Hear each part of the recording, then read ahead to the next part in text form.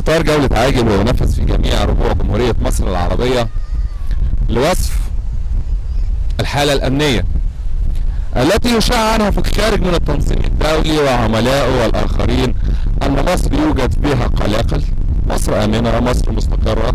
خدنا الكاميرا بتاعتنا ونزلنا إلى شاطئ المعمورة، الناس مبسوطة، الناس فرحانة. هذا من أجل عملية التنشيط السياحي في مصر.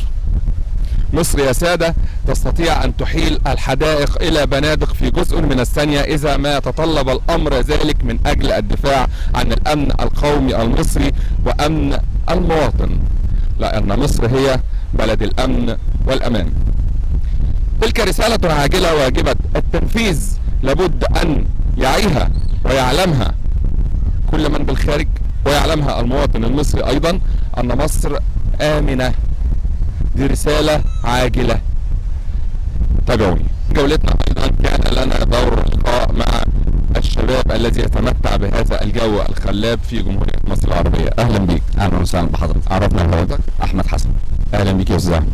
أستاذ أحمد، هل ترى أن رغم القلاقل والمشاكل اللي موجودة في الجامعة ألا ترى أن المناطق السياحية في مصر آمنة وتعمل بمنتهى الأمان؟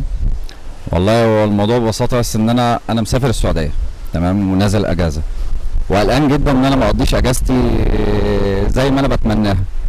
جيت اسكندرية، أنا من الشرقية، جيت اسكندرية ورحت الإسماعيلية ولفيت كتير من يوم ما جيت لحد النهاردة، والحمد لله رب العالمين. يعني أنا شايف إن أنا الحمد لله بستمتع فعلا بأجازتي، والأمن والأمان موجود الحمد لله. ما فيش أي حاجة من اللي أنا كنت بسمع عنها بره، سواء من التلفزيون أو سواء من الإنترنت، ما فيش أي حاجة من الكلام ده الحمد لله. يعني إيه المشاكل اللي موجودة؟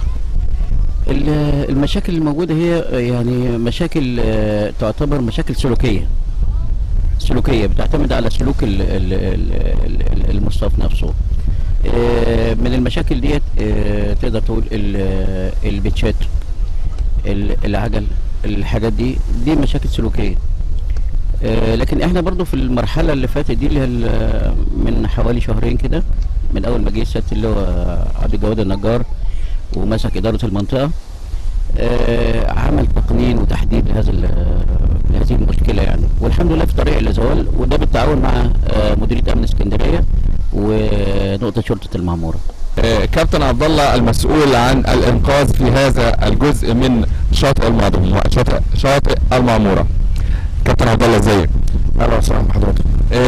كابتن عبد الله، انا عايز اعرف بس استعداداتكم طبيعة عملك اللي بتقوم بيها لإنقاذ بعض المصطفين الذين يتعرضون لبعض الأزمات أو أخطاء السباحة، بتكون إزاي؟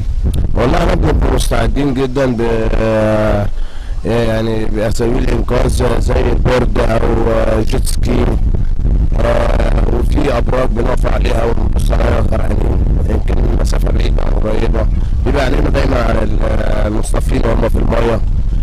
لو لاحظنا اي خطوره او اي حاجه دايما بنتسرع بسرعه وبننزل لهم وبننقذهم، او بنديهم تعليمات ان المكان ده خطر ما حدش ينزل فيه.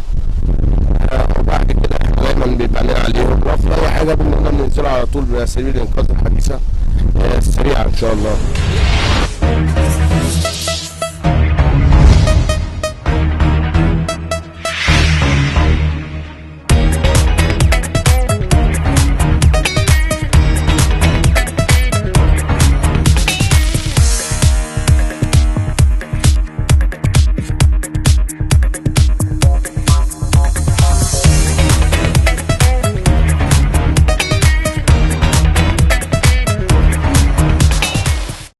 أنا عايز أسأل حضرتك سؤال، الاستفزازات التي يتعرض لها رجال الأمن من المواطنين.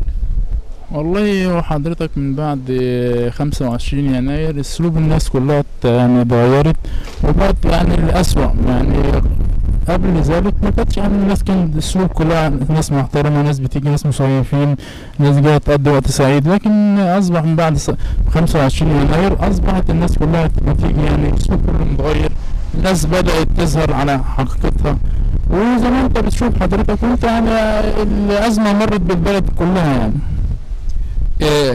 من خلال خبرتك الأمنية ورؤيتك في التعامل مع المواطن،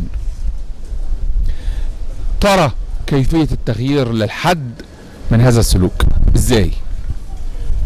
والله حضرتك هو يعني ان شاء الله باذن الله بدأ الامن ينتشر في البلد كلها، واحنا ان شاء الله مع سيادة الرئيس فتاح السيسي شايفين ان شاء الله البلد هتكون على احسن حال، وباذن الله احنا على قد ما بنقدر ان احنا بنقابل المواطن وبنحرص على امنه في داخل المنطقة.